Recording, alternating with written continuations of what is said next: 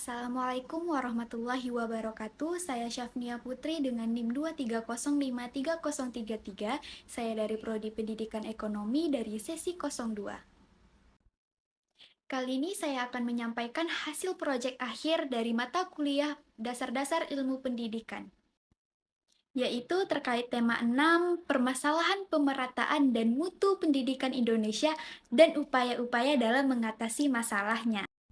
Nah, pembahasan yang pertama yaitu terkait pemerataan pendidikan di Indonesia. Nah, definisi pemerataan pendidikan yaitu mengacu pada upaya untuk menyediakan akses yang sama kepada pendidikan yang berkualitas bagi semua individu, tanpa memandang latar belakang sosial, ekonomi, ataupun geografis mereka. Pemerataan pendidikan bertujuan untuk mengatasi kesenjangan yang ada dalam akses dan mutu pendidikan, sehingga setiap individu memiliki kesempatan yang sama untuk mengembangkan potensi mereka dan mencapai hasil pendidikan yang optimal. Selanjutnya terdapat sejarah pemerataan pendidikan di Indonesia. Yang pertama pada era kolonial. Pada masa kolonial Belanda, pendidikan di Indonesia terbatas pada kalangan elit, terutama untuk memenuhi kebutuhan administratif dan ekonomi kolonial. Yang kedua, pada era kemerdekaan. Setelah proklamasi kemerdekaan Indonesia pada tahun 1945, pemerintah Indonesia mulai mengambil langkah-langkah untuk memperluas akses pendidikan bagi seluruh rakyat Indonesia.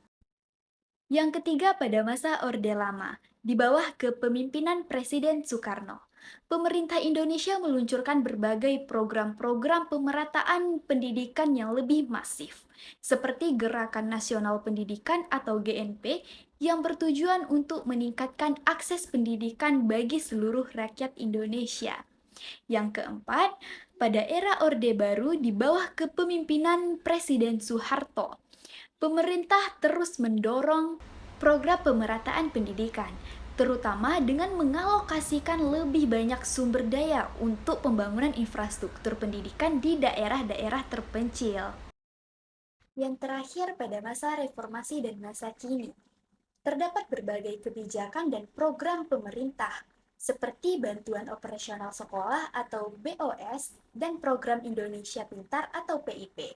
Ini bertujuan untuk memastikan bahwa semua anak-anak Indonesia memiliki kesempatan yang sama untuk mendapatkan pendidikan yang berkualitas. Selanjutnya, permasalahan yang ada dalam pemerataan pendidikan. Yang pertama yaitu kesenjangan regional, yang kedua kesenjangan sosial ekonomi, yang ketiga kurangnya sumber daya manusia, yang keempat kurangnya fasilitas dan infrastruktur, yang kelima kurangnya akses untuk anak berkebutuhan khusus, yang keenam kesenjangan gender. Selanjutnya, dampak ketidakmerataan pendidikan. Yang pertama yaitu kesenjangan sosial dan ekonomi. Individu yang memiliki akses terbatas atau kualitas pendidikan yang rendah cenderung memiliki kesempatan ekonomi dan sosial yang terbatas pula, sehingga menciptakan lingkaran kemiskinan yang sulit untuk dipecahkan. Yang kedua, tingkat pengangguran yang tinggi. Individu yang tidak memiliki akses atau kualitas pendidikan yang memadai cenderung mengalami kesulitan dalam memasuki pasar kerja yang kompetitif. Yang ketiga, ketidaksetaraan dalam akses terhadap layanan kesehatan dan pelayanan sosial lainnya.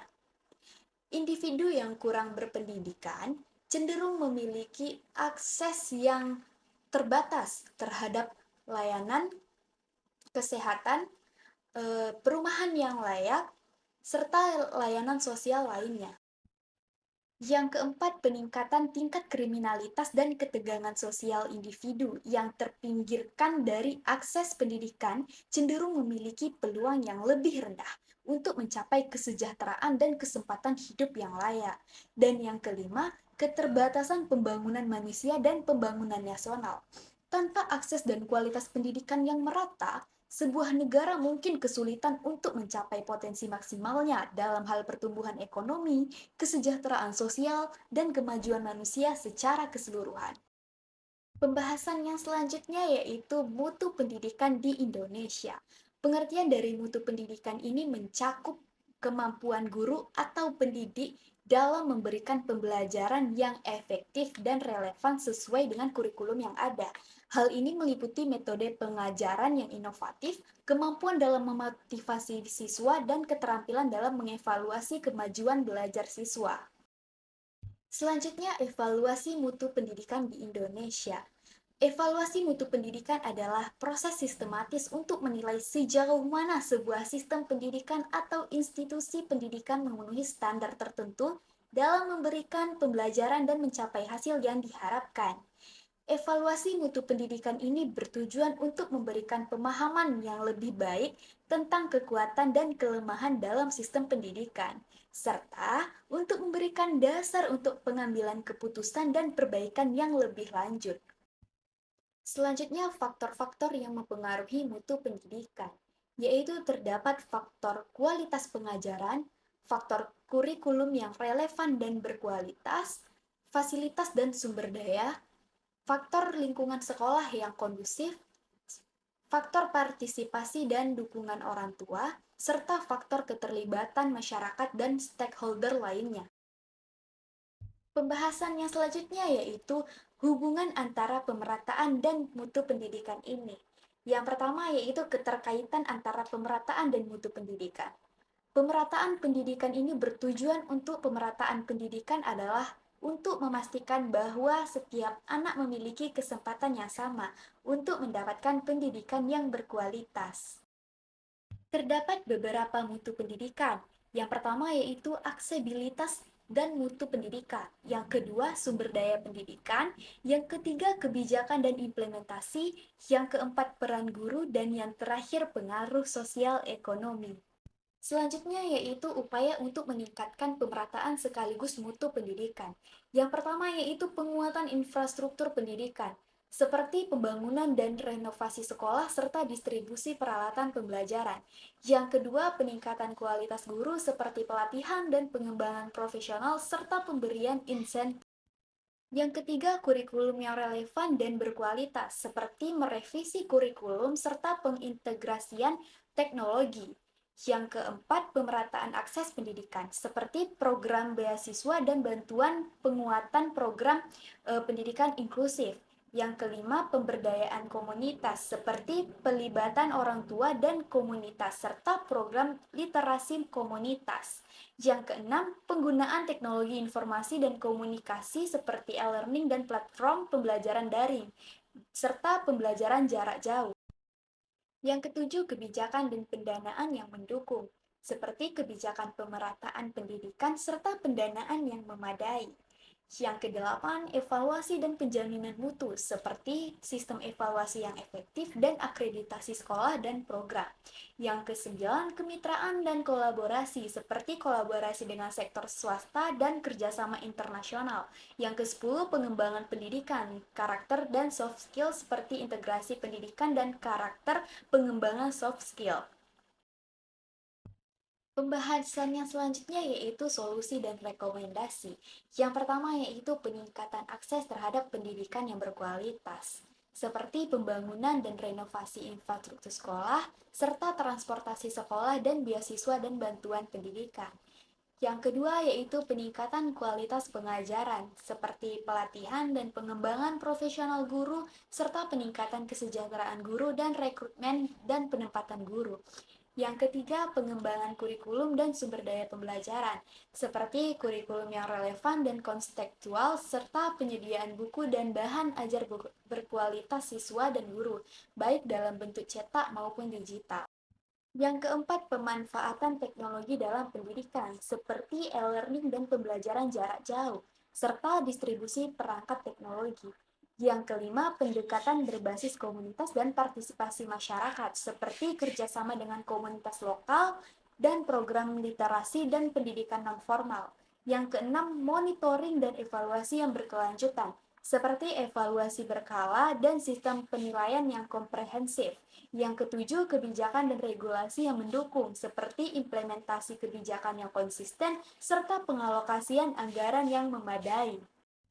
Nah, kesimpulan dari materi ini yaitu pemerataan pendidikan di Indonesia adalah upaya untuk menyediakan akses pendidikan yang setara bagi semua individu, tanpa memandang latar belakang sosial, ekonomi, atau geografis. Sejarah pemerataan pendidikan di Indonesia dimulai dari era kolonial di mana pendidikan hanya tersedia bagi yang elit, hingga era reformasi dan masa kini yang menunjukkan peningkatan akses pendidikan melalui berbagai program pemerintah seperti bantuan operasional sekolah dan program Indonesia Pintar. Mutu pendidikan ini mencakup kemampuan guru dalam mengajar, relevansi kurikulum, ketersediaan fasilitas, dan hasil belajar siswa. Kebijakan pendidikan yang mendukung pemerataan dapat meningkatkan mutu pendidikan dengan memastikan standar yang sama di semua sekolah. Guru yang berkualitas perlu didistribusikan secara merata untuk meningkatkan mutu pendidikan di daerah terpencil. Adapun solusi dan rekomendasi untuk mengatasi permasalahan pemerataan dan mutu pendidikan. Yang pertama yaitu peningkatan akses terhadap pendidikan berkualitas. Yang kedua, peningkatan kualitas pengajaran. Yang ketiga, pengembangan kurikulum dan sumber daya pembelajaran. Yang keempat, pemanfaatan teknologi dan pendidikan. Yang kelima, pendekatan berbasis komunitas dan partisipasi masyarakat. Yang keenam, monitoring dan evaluasi yang berkelanjutan. Dan yang terakhir, kebijakan dan regulasi yang mendukung. Baiklah, hanya ini yang bisa dapat saya sampaikan. Akhir kata, saya mohon maaf apabila ada kesalahan dan kekurangan dalam penyampaian materi.